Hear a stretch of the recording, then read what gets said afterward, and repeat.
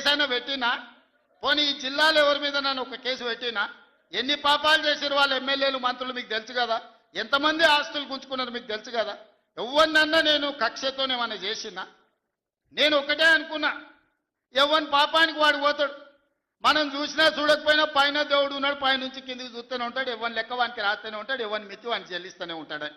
ఆ మిత్తిలో భాగంగానే నేను ప్రమాణ స్వీకారం చేయడానికి పోయిన రోజే మంచం మీద నుంచి బోర్ల పడి మక్కెలు ఇరిగి మూలకు పడ్డాడు. ఇక ఆయన నిన్నొచ్చి పెద్ద మనిషిలాగా మంచి చెప్తాడేమో అనుకున్నా, తోలు తీస్తా అని అన్నాడు. తోలు తీస్తాడంటేనే ఇక నేను చెప్పదలుచుకున్నా, అయ్యేగా నా సంగతి వదులు కానీ మా సర్పంచులు వచ్చిండ్రు, రా ఏ తోలు తీస్తావురా? నీ తోలు తీసుడు కాదు, నిన్ను చీరి చింత కట్టి చింత మడకల ఏలాడేసి కొడతారో లేదో మా సర్పంచులు, రా కొడంగల్కి వస్తావా లేకపోతే మమ్మల్ని చింత మడకకు రమ్మంటావా? మా సర్పంచులను తోలుతా. సోయి లేని మాటలు, స్థాయి లేని విమర్శలు. ఒక్కటన్నా అక్కడికి వచ్చే మాట మాట్లాడిండా? 10 ఏళ్ళు నువ్వు పూర్తి చేస్తే, 10 ఏళ్ళు ఎస్ఎల్బి పూర్తి చేస్తే నల్గొండకు 4 లక్షల ఎకరాలకు నీళ్లు వచ్చేది. 10 ఏళ్ళు పాలమూరు రంగారెడ్డి పూర్తి చేస్తే పాలమూరు జిల్లాలో 10 లక్షల ఎకరాలకు వచ్చేది.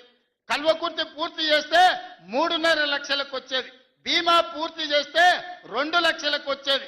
కోయిల్ సాగర్ లేకపోతే ఏది చేసినా, నెట్టంపాటు చేసినా, నా మక్తల్ నారాయణపేట కొడంగల్ పూర్తి చేస్తే 1.5 ఎకరాలకు మాకు నీళ్లు వచ్చి ఇవాళ కందులు వండించి, జొన్నలు వండించి, కల్తీ కళ్ళు దాగి బతికే పరిస్థితి మాకెందుకు ఉంటుండే?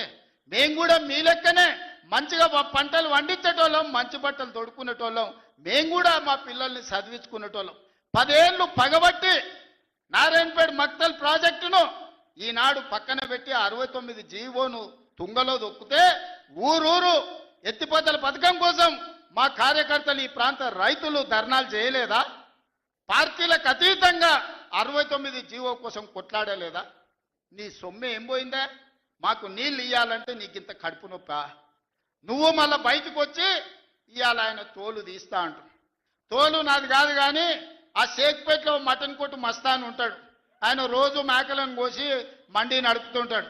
ఆయన చెప్పిన కేసీఆర్ ఖాళీగా ఉన్నాడంటనే తోలు తీస్తాడంట, నీ మటన్ కొట్టు మస్తాన్ దగ్గర ఇంత నౌకరీ ఇయ్యండ్రి, ఇంత బోటో కూరనో పోయేటప్పుడు ఈయన బొక్కనో, ఎందుకంటే పోసిన వాళ్ళకు మామూలుగా తోలు కాళ్ళు తలకాయలు ఇస్తాం కదా మనం ఇంటికాడ దసరా పండుగ అప్పుడు, అవునా?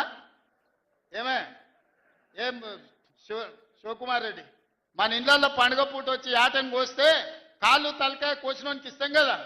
ఇక మటన్ కొట్టు మస్తాన్ కూడా చెప్పిన, ఆ కేసీఆర్ ఖాళీగా ఉన్నాడంటేనే 2 ఏళ్ళు ఫామ్ హౌస్లో ఏం చేస్తుండంటే తోలు తీసేది ప్రాక్టీస్ చేసిండంట, తోలు బాగా తీస్తాడంట. నీ మటన్ కొట్టులో ఈ తోలు తీస్తాడు, కాళ్ళు తలకాయలు మాత్రం ఉచితంగా సాయంత్రం పోతే దావతులో బోటిగిన ఏమైనా కొట్టుకొని సాయంత్రం 2 వేసేటప్పుడు తీసుకుంటాడేమో అని. 40 ఏళ్ళ అనుభవం అంటావు, రాష్ట్ర మంత్రి చేసిన అంటావు, కేంద్ర మంత్రి చేసిన అంటావు, 10 ఏళ్ళు ముఖ్యమంత్రిని చేసిన అంటావు, తెలంగాణ రాష్ట్రాన్ని సాధించిన అంటావు. నేను ఆడ ఫ్యూచర్ సిటీ కడుతున్నాను అంటే తొక్క తోలు, వాడెవడో వస్తాడంటే వంతారనా బొంతారనా, ఇవనే ఒక మాజీ ముఖ్యమంత్రి స్థాయిలో మాట్లాడే మాటలు మాకు రావనుకుంటున్నావా? మర్యాద ఉండదని మేము మాట్లాడతలేం, మర్యాద ఉండదని ఇవన్నీ విషయాలు మేము మాట్లాడతలేం. కానీ మాట్లాడ మొదలు పెడితే నువ్వు కాదు కదా, నడువుకు రాయి కట్టుకొని ఆడ ఉన్న మల్లన్న సాగర్లో దుంకి చచ్చిపోతావు. మల్లన్న సాగర్ కాకపోతే రంగనాయ సాగర్లో మెడకు తాడేసుకొని ఊరేసుకొని చచ్చిపోతావు. చంద్రశేఖర్ రావు గారు, నన్ను గెలకకు, నేను అన్నీ చూసిన. ఎక్కడి నుంచి వచ్చిన నేను? నల్లమల్ల అడవుల నుంచి వచ్చిన, జడ్పీటీసీ గెలిచిన, ఎమ్మెల్సీ గెలిచిన, ఎమ్మెల్యే గెలిచిన, ఎంపీ గెలిచిన, తెలంగాణ రాష్ట్రానికి ముఖ్యమంత్రి అయిన అమాం బాపత్ గాని కాదు. అక్కడి నుంచి వచ్చి అమెరికాలో అంట్లుదోమ వస్తే అయ్యపే చెప్పి మంత్రి అయినోని కాదు. ఊర్లో దుక్కి దున్ని కష్టమంటే తెలిసి రైతుల నుంచి వచ్చినోని, రైతు బిడ్డను. నాతోని తమాషాలు చేయకు. దుబాయ్ పాస్పోర్ట్ బ్రోకర్ల దందా చేయలే, రియల్ ఎస్టేట్ బ్రోకర్ దందా చేస్తుంది ప్రభుత్వం అంటున్నాడు. రియల్ ఎస్టేట్ వ్యాపారం పెంచుతుంది, రియల్ ఎస్టేట్ ఆదాయాన్ని పెంచుతుంది, రియల్ ఎస్టేట్ అభివృద్ధిని తీసుకొస్తుంది.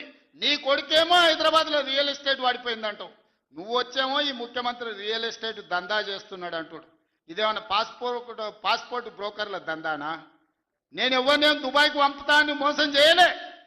భూములు, ప్రభుత్వ భూములు పరిశ్రమలు పెట్టడానికి రైతులు అడిగిన నష్టపరిహారం ఇచ్చి నిన్నగాక మొన్న మక్తల్ నారాయణపేట కొడంగల్ ప్రాజెక్టుకు 12 లక్షలు ఇస్తామన్నాం.